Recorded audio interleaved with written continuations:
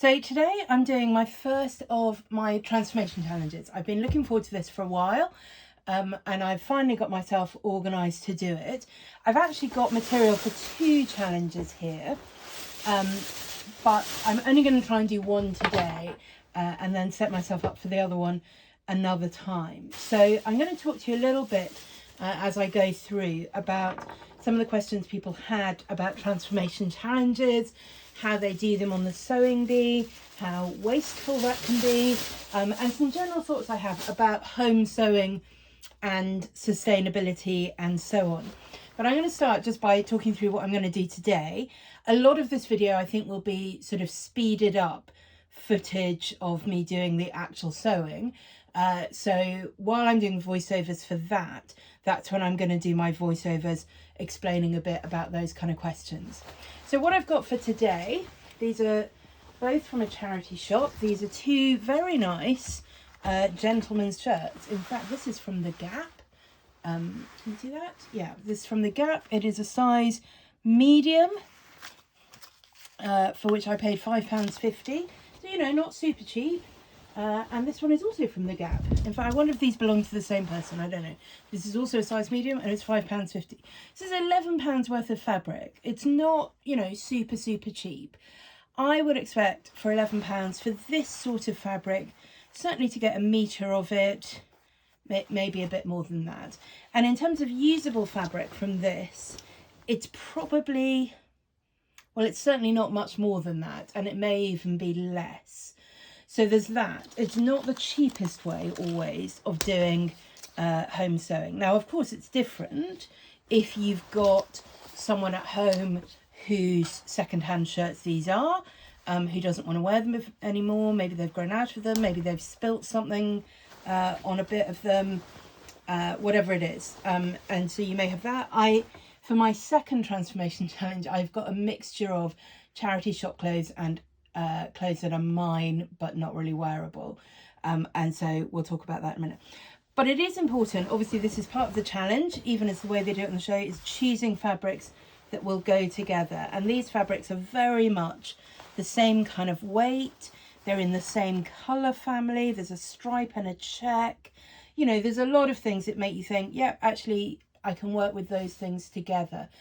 Unless you are upcycling a larger garment to a smaller one, so for example an adult garment to a child's garment, almost always you won't have enough fabric, because, you know, unless you're cutting it to exactly the same pattern, in which case you're not doing an upcycle, you will find that to get the sort of parts that you want in the shape and size that you want, it's very difficult to do that from a garment that's already been cut. So I've got 2 shirts here, and my goal is to produce something that is a wearable garment. And in this case, I'm hoping particularly to produce a wearable garment for me. I've got an idea in mind. So I'm just going to lay out the rules for how I'm going to do this, because it is a little bit different from how they do it in the show. Obviously, I've had time to think about this, so that's different. I've had time to carefully choose my garments to go together. I am not going to attempt to do this in 90 minutes. And my goal is to produce a wearable garment at the end. So some of the challenges they have on the transformation challenge, almost the goal is unwearable. And even if it is wearable, given the time constraints they have, it's very difficult to do it and also make a properly finished, wearable, washable, functional garment. So I am aiming to produce a functional garment at the end of this. I've got in mind what I want to do with it. Obviously, one of the things you have to think about, and they have to think about this very quickly on the show, is what sort of garment is suitable for what kind of fabric. You need to assess the weight of the fabric, how drapey it is, whether it has any stretch to it. And quite often the garments that they're given to choose from include a range of those things. So there might all be jersey, but there might be some very lightweight stretchy jersey and some much heavier weight, less stretchy jersey. And those things don't necessarily go very well together in a garment. Certainly not one that's going to get worn. So these, as I say, are very similar weight, very similar kind of fabric. I assume they're both 100% cotton, although now that I think about it, I'm not sure I actually checked that. Let me see if I can have a little look. can't find it. Okay, well, maybe I'll check that as I go through and point that out. You know, they're not absolutely the same in style, but they're very similar. So I expect to be able to get a similar amount of fabric from each of them. Yes, that one says 100% cotton, and I'll just have a look and check, but I think this one does as well. And that particularly is important if you're going to wash your garment, that then you can wash it in the same way and treat it in the same way. This one says 100% cotton, so that's perfect. So what I'm going to aim for with these is a kind of peasant blouse. So it will still be a top, but it will be a woman's top, and it will look very different from the ones that we've got in front of me. So what I'm going to do, I'm going to leave the camera on while I'm working and hopefully move it so that it covers the whole of my sewing table. You'll be able to see what I'm doing, cutting out and sewing and so on. I'm not going to use a pattern because I think that is part of the challenge. And I know I've seen some comments that kind of say, well, whoever sews about a pattern without a pattern, what a stupid challenge that is. But actually, plenty of people do sew without a pattern for a start. It is a good challenge. It shows how much you understand about garment construction. You know, they're fitting to a mannequin on the show, so they've got precise measurements. And particularly if you're doing this kind of upcycling, you won't be able to work with a pattern because you won't be able to just say, well, I can cut pieces however I want them. You have to kind of work with what you've got and see what you can make them. I have got a ton of haberdashery in here. I'm certainly anticipating using some elastic and thread, obviously. I'm going to try and reuse the buttons on the garments, and yeah, we'll see what else I might decide that I need or not. I'm going to try and avoid doing that random thing that some of the contestants do, where they finish a perfectly nice thing and then just stick a bow on it for no reason. So you can see I'm getting the tape measure out. I know my measurements, so I'm checking to see how much fabric there is at this point, just to see whether I can get away with using one shirt for the front, one shirt for the back. And you can see I've drawn a little diagram there of the pieces that I want. This will have a raglan sleeve, which is that diagonal line at the side of the front there, and then the sleeves go round. So I'm just cutting out at this point fronts and backs, and I'm using the check shirt for the back and the stripy shirt for the front. So while I'm doing that, I did just want to mention about home sewing and wastefulness and fabric and so on. I want to start by saying home sewing is a pretty wasteful way of making garments with respect to fabric use. You use a lot more fabric to make the same garment at home than you would if it was being made in a factory.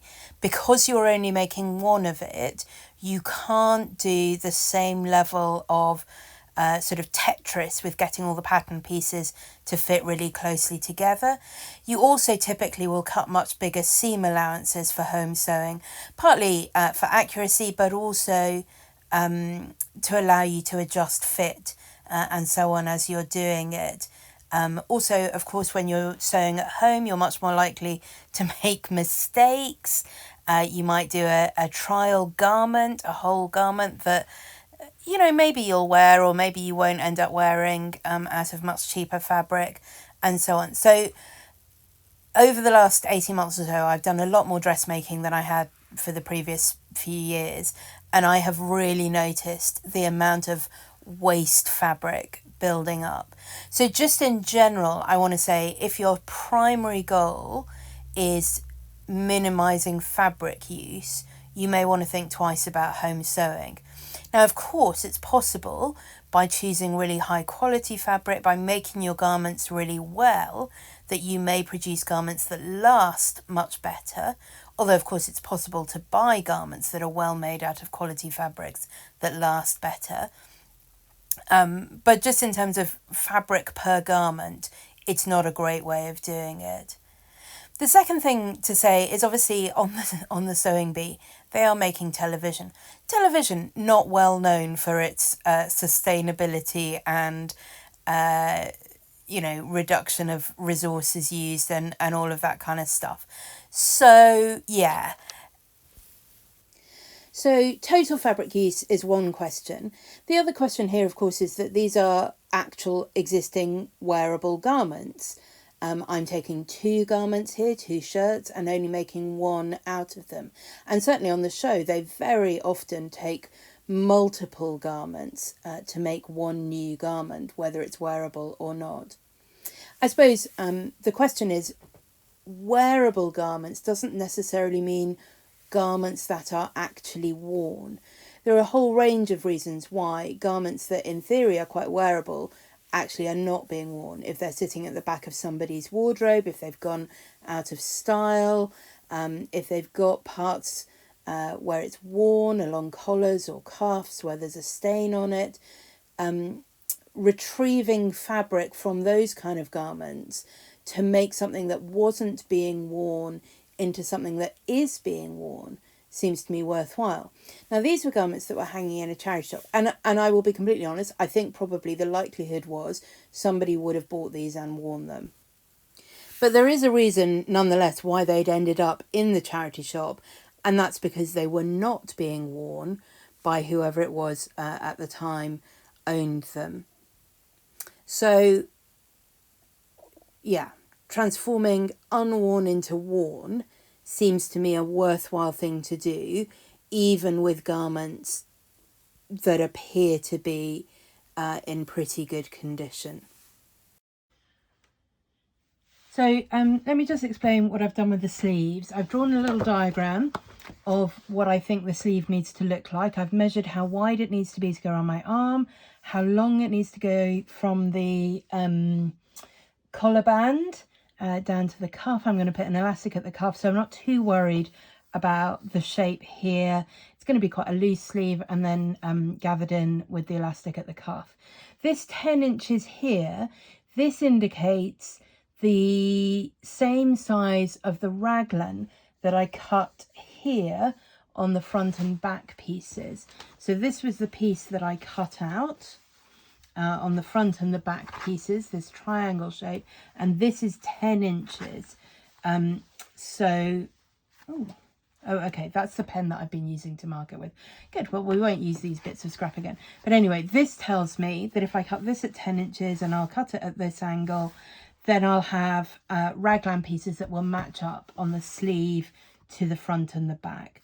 So that's what I've got now. And what I'm planning to do, I think, is have the front in one fabric with the 2 sort of front sleeve pieces that you can see from the front in contrasting fabric, and then reverse it on the back. So that is why each sleeve is going to be made from one sleeve from each of the 2 shirts that I've got. And I've cut these, I've cut off the cuffs, I've cut off the shape bit at the top, and I've cut them in half. And now I'm just going to sew the seam that will go on top of the sleeve. Then I'll cut the shape of the sleeve, and what I'm hoping is this part where the cuff plackets are, that will be the bit that gets cut off, and so the remaining part of the sleeve will be this bit here. Let's do that in a contrasting fabric so you can see. So this is the bit that will be cut off, and this will be the bit that's left twice over, and then that will be ready to attach. And the way I'm making this with the raglans is that you instead of sewing the front piece to the back piece and then inserting the sleeves, you actually just sew all the pieces together. So I've been preparing my front piece, my back piece, going to prepare the 2 sleeve pieces, and then I will just sew all the raglans together to make a circle. Then I'll sort out the collar band, and then the last piece will be to do the side seams, sleeve seams, and the cuffs on the sleeves. I'm not sure how much I will need to do in terms of the hem on the whole thing. I've got the hem from the original shirts in the place where the hem will be, so it may be completely fine, or it may be that it needs a little bit of evening out or lengthening or shortening or whatever. So again, I'll leave that till later. So for the moment, I'm going to do this. I'm going to do this with both sleeves, so the front sleeve and the back sleeve together, and cut out the raglan, and then I'll be sewing together all the raglan pieces.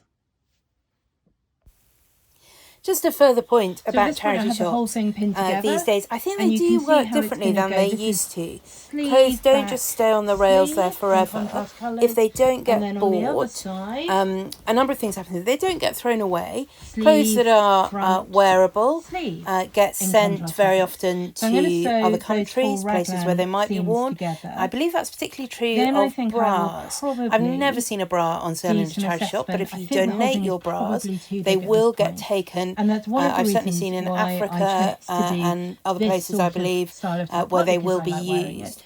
But also even because then, it's fabric relatively that's not easy suitable for to make that adjustments quite later can on. get So I can add more recycled, can darts get if I picked want to at the over, top. I can could get even used do in a all whole kinds of different front seam or ways back seam, take out by the whole textile inches of industry. fabric. So don't throw fabric away. Do Yeah, I put can it in the obviously, recycling. what I'm going to do is put in Even some fabric kind where of you, even drawstring clothes where you around think, the well, this top is or so gathering stained around and the so top, holy. and I can adjust Clearly how gathered nobody's I going to want wear it to it. be. I think So it does there's all lots get of options used at this in point. one As long way as or it's big another. enough, I can easily make it smaller if I need to. Obviously, if it's too small, that is more complicated at this stage. But this is not too small. This is plenty big enough and then some.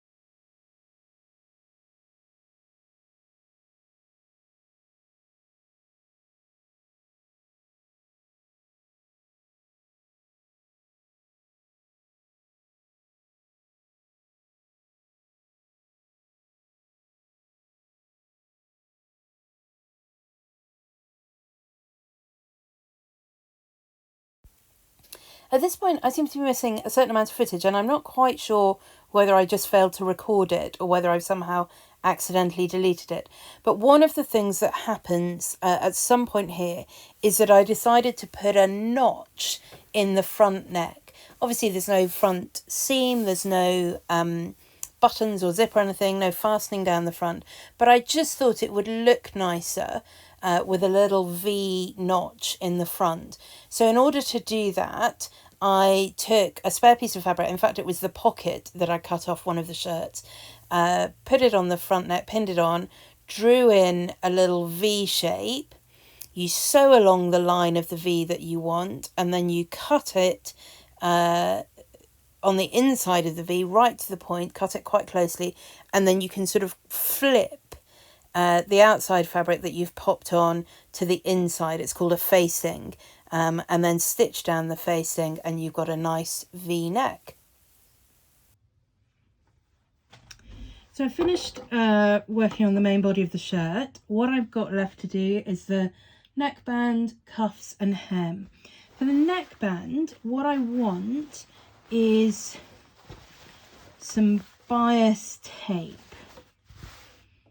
And I ideally want it in this colour so that on the front it will be a contrast. Now obviously I don't have any bias tape. What I have is random scraps of fabric. So we're going to have to see what we can do. Now there's a way of making bias tape that I like to use anyway, because it's quite efficient in terms of the amount of fabric that you use, and it begins with a rectangle. It does definitely need to be biased for this because it's got to go around a curve. There's no good doing this with just double fold tape cut on the straight. It won't go round the corner. If you do it on the bias, there's enough give that you can get it to go nice and smoothly round. So what I'm going to do is cut all the single layer fabric I've got. I'm not going to try and pull apart the plackets and the collars and so on. all the single layer fabric I've got, see if I can make a sort of patchwork rectangle that I can then sew into bias tape. We'll see how we get on. I don't need loads, but yeah, I do want some. In fact, I ended up not using that rectangle method because of the check on this fabric. It's very easy actually to work out how to cut it on the cross grain, and so I ended up just doing that directly on the fabric, cutting out bits. I worked out, I think I cut a 2-inch wide bias strip. As you'll see later on, I slightly wish I'd cut that a bit bigger, maybe 2.5 inches, I think would have given me a little bit more flexibility to make the neckband better at the end. But you can see I'm doing it from really quite small scraps, and the wider you cut it, the more of those little scraps I would have needed to try and find. Oh, here we go. This is where I am putting the notch on the front. So you can see me pin the pocket down. I'm going to draw the V on it there centrally, and then I'm going to stitch down that blue line that I drew there. Okay, now I am moving on.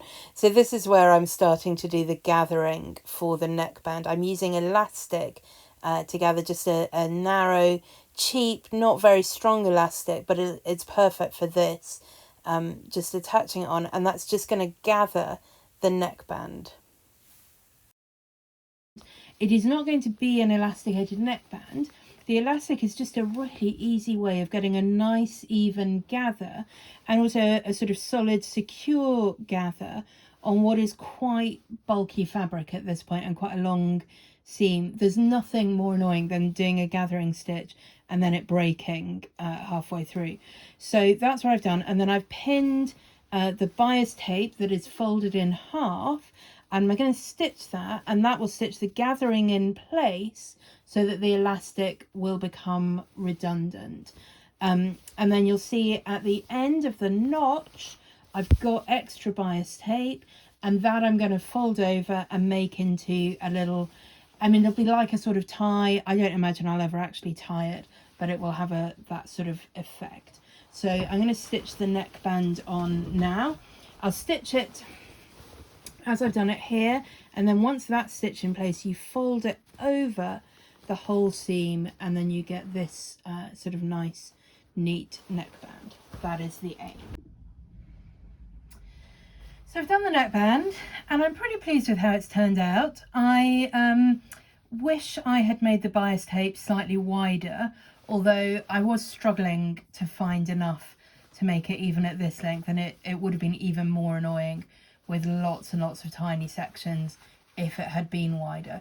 It would have been easier and it would have been neater, but it's okay. I'm really pleased that I went for the check fabric in the bias against the stripe fabric in the front. I think the little notch section here looks fine. I think I might do just another line of top stitching around just to make sure the facing stays in place. But I'm really liking how it's turning out. So the things which I'm going to do next, I'm just going to turn up a cuff here on the sleeves, make a little casing that I can put some elastic in, and that will draw in the sleeves. And then we'll see. I want to go and try it on really and see what I want to do about the hem. It's not completely even between the two shirts, so at the very least there'll need to be a little bit of evening out on either side with that, and that might be it. I might this section at the back where I still have the button placket in, I might just stitch that down so that that's not flapping around. The check shirt had these sections, these little vents in the side, and I think that's quite fun, so I think I might leave those in. You'll see this is the other side seam here where it's also uneven, so that needs straightening out, but I think that might be all I might do. I'll give it an iron, and otherwise I think the hem can stay as it is. So we are really nearly there, just the cuffs for the sleeves and a little bit of work on the hem. just to give you a little check-in, I'm now at 3 hours. That is twice as long as they get on the sewing bee. I think if I'd known I had to try and get something on a mannequin in half that time, I possibly could have done. I wouldn't have finished any seams. I wouldn't have done darts. I wouldn't have been so careful in measuring things. I would have just gone for it and hoped. And, you know, the mannequins on the thing, yeah, you know, I mean, I say they're forgiving. They're not forgiving in the sense that they are one size and that's it, but they're quite a slim fit, and it's okay if you do something that isn't a great fit on it. They haven't got to wear it, is what I mean by that, really. I definitely wouldn't have made my own bias tape. I'd have gone and got some dark green tape from the haberdashery and used that. That would have saved some time. But even so, I would have been struggling to get this on the mannequin in an hour and a half, even in pretty poor state. So to get it done, and you can see here, I'm just looking at, there's some ends here that still need finishing off. I want to just go through and check. I have a feeling there were some seams I did without finishing them, so I just want to check that all the seams actually are properly finished, because like I say, I do want to be able to wear this and therefore wash it and therefore not have it fray too badly. Just topping off some ends there. These ties, this is where I've just taken the bias tape around off the edge of the top, stitched it down, and then tied a knot in the end. They're not functional, it's not drawstring. You can see it's not elasticated anymore. Most of the elastic actually got trimmed off when I was trying to fit the bias tape around it anyway. But it's given a good basis for the gathering, particularly on the back, where there was just quite a lot of fabric to deal with. So I'm pleased with that. I think the necklines turned out more or less how I wanted it. And I'm just going to do those final bits, and then we'll come back to you with hopefully a finished garment. One final thing that I just wanted to say about charity shops, and I don't really have an answer around this, but I do think charity shops themselves have begun to realise that their main goal needs to be fundraising for their charity. And for most charities, their goal isn't provide low-cost goods and clothes for the local area. And so you don't find the bargain dirt cheap prices in most charity shops these days.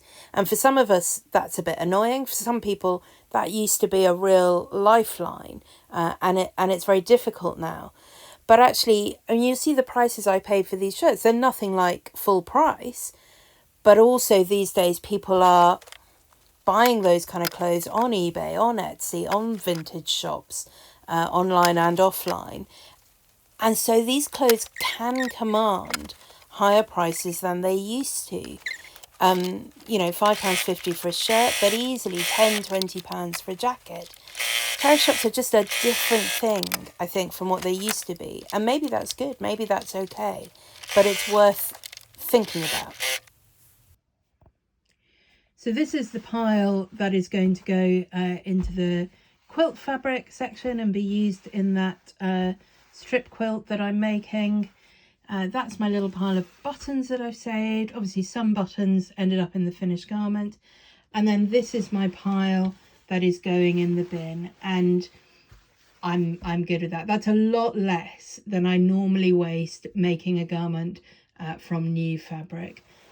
It's collars, it's cuffs, it's seams.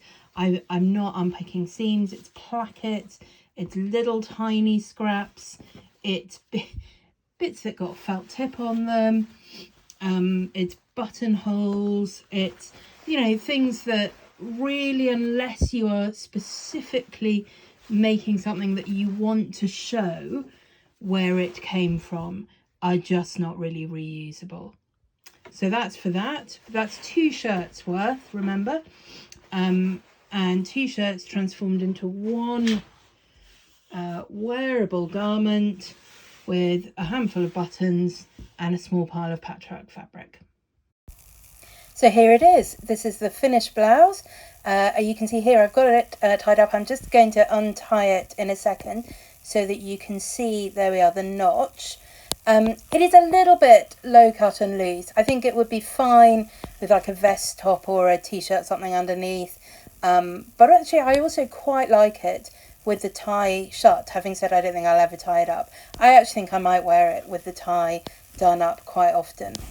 You can see the length here is really good. That is just the hem on the shirt. There is a lot of room in it. I definitely could have taken some of that bulk out. I think it looks super cute from the back. I'm really pleased with that.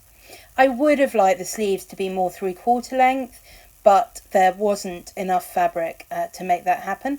It's got this slightly weird high-low hem, but I think it's quite cute. And in all, I'm very pleased. So I plan to do one of these transformation challenges a month, maybe. Like I say, I've already got the garments that I plan to use for the next one. So that will hopefully be coming sometime in October. If you've got ideas for other challenges you'd like to see me have a go at, do leave a comment and let me know. Thank you so much for watching. I'll see you next time.